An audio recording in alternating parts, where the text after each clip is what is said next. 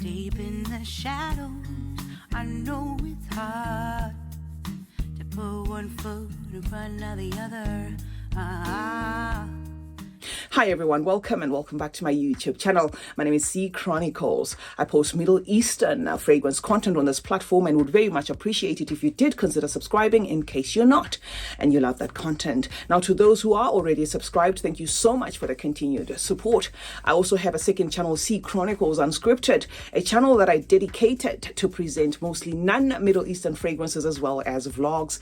Now, how you get to that channel, guys, is you go to my description box there where you see my photograph. Just under there, you're going to see two links. One link is going to take you to Unscripted, my second channel, and the second link is going to take you to a PayPal donate link in case you want to donate anything towards the purchases of some of the fragrances that I bring on this channel, as this channel is not sponsored but relies only on AdSense for revenue. Now, welcome to today's video. I managed to pick up Jubilant Noir from the house of Maison, Alhambra, a couple of weeks ago. I'm not sure whether this is a 2023 composition or it is a 2024 composition, but it was my first time seeing this fragrance and I was so happy to find it, guys, because most of you guys have been in my comment section for the longest time asking for a Versace Crystal Noir clone, and Jubilant Noir is in the same vein as that. What I do not like about this cap, this actual presentation, is the cap. The cap is just loosely fit there. It's like somebody just threw it there and that was it. You know, when I did an unboxing and I was trying to pull the fragrance out, it was just a cap that fell off. So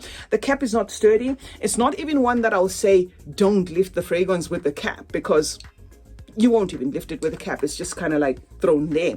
Now, this is the presentation, kind of looks very big than it should, because it does have that hollow thing at the bottom there that gives an illusion that a fragrance is actually bigger than it is, but it is 100 ml. Now, I'm going to spray it in the box, guys, and give you my thoughts. And disclaimer, this is not first impressions. I have used this fragrance, and I'm going to go by the fact that I think that this is actually an EDP clone than it is an EDT clone, in as much as all the Middle Eastern fragrances say Perfume. I'm yet to see one that says toilety, but this I will presume is going to be the EDP.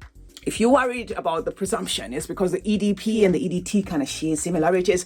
Now, onto the fragrance. Now that it has dried down, guys, it opens very, very similar to what it's cloning, which is that Versace Crystal Noir. So if you're looking for something identical, I'm going to recommend this offset, right? There is a sweet, creamy feel in this fragrance at the opening, lactonic, milky there because of the weight of the coconut. It's the same coconut that's going to make this one feel tropical. So if you're one that buys or wears fragrances according to season and stuff like that, this, I'm going to say, is tropical leaning. There is a fruity tone to this fragrance, although they did not mention what fruit.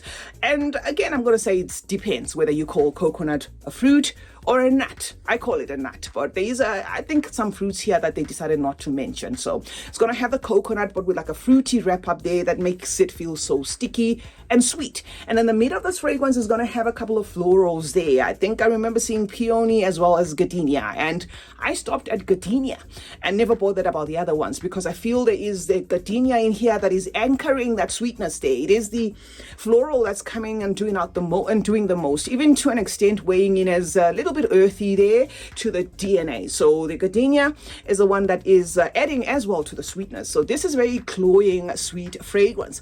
And I must say, if you are to purchase this one blindly, one, make sure you like sweet fragrances. Two, if it's for somebody, make sure you're gifting it to somebody who's young at heart, because the DNA in itself just screams youthful. I'm not saying this cannot be used by a mature person. I'm just saying if you're blind buying, or if I were to blind buy this and gift it to my daughter, I think she can work around it, right? Because it's very sweet there. But if I were to buy this for my mother, first of all, I must know my mother's taste. Now that I have spoken about the feminine, the females there, pretty sure you guys will use the mental shortcut that is good. This is going to be feminine leaning. Now, I did say I'm not going to come here and stereotype fragrances as feminine or masculine, but there are some DNAs, guys, that to come here and say, oh, this is unisex, and then somebody watches this video and purchases this one for their significant other or their husband or something, they might find it very feminine leaning. It does have that sweet, pretty feel to it, something that is very stereotyped described is in most fragrances that align with feminine scents. However, what I've decided to do is to give a ratio to the fragrances here, where I'll say this is 80%, and this is not an example, this is actually what I'm saying. 80% feminine leaning, but 20% of the men that like very sweet fragrances will be able to pull this off. There's also an inclusion of ginger and black pepper in this fragrance that's going to be popping up there from time to time, adding a spicy weight to this fragrance, and then an underlying woodiness, but not enough, to run with and say this is a woody fragrance. What you're going to get is a wrap up of something that feels earthy, even rubbery. If you know this DNA, you'll know that there is like a rubbery roundup to the DNA itself. And it is one of those that are linear. So it's one that if you enter a fragrance store, spray it like this, it's either you like it or you're not going to like it, because it doesn't change much. What it simply does is lasts about 6 hours, this particular one. Very active for 3 hours only to tone down, but very sweet, very, very sweet there. So do expect a fragrance that's going to be doing the most in terms of sweetness.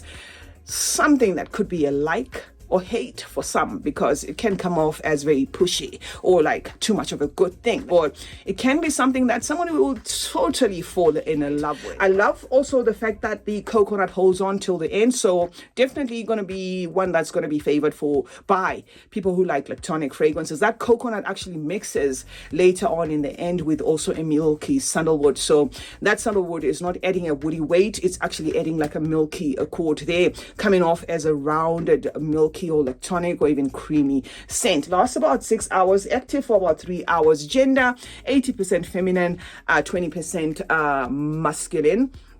And then season is going to be a no-brainer if you like tropical fragrances, if you wear for fragrances for seasons.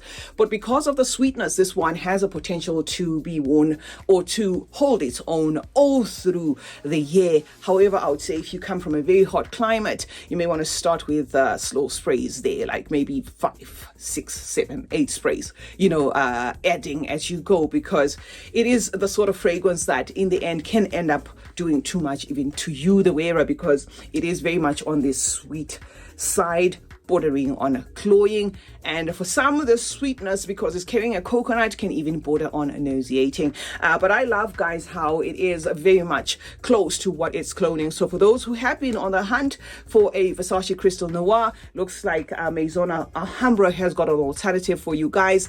And I would also want to know in the comment section if you have tried this one and what your thoughts are, and if at all it is new, because I had been getting a lot of questions in the comment section, people wanting a clone for this, and the one I always used to refer them to was a who has that clone? Is it Art Al Zafran? I think it was the Art Al Zafran one, but now that we have this one from Maison Alhambra, I think this one's probably maybe going to be more affordable, although of course they are sister companies.